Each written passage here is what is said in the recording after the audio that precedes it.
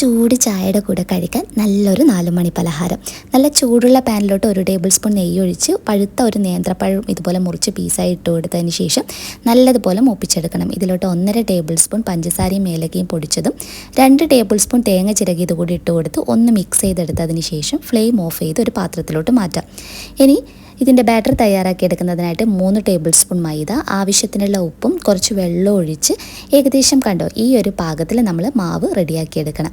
അടുത്തതായിട്ട് വേണ്ടത് നമ്മൾ നേരത്തെ മൂപ്പിച്ചെടുത്തിരിക്കുന്ന പഴം ഓരോന്നായിട്ട് ഇതുപോലെ ചെറിയ ചെറിയ ബോളായിട്ട് റെഡിയാക്കി എടുക്കാം.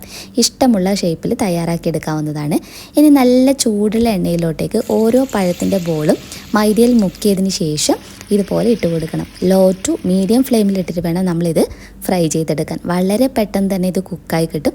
നല്ലതുപോലെ കളർ മാറി ഈ ഒരു പാകത്തിലായി കഴിഞ്ഞാൽ നമ്മുടെ പലഹാരം റെഡി. നല്ല ചൂട് ചായക്കൊപ്പം നല്ല അടിപൊളി സ്നാക്കാണ്. റെഡിയാക്കി നോക്കൂ.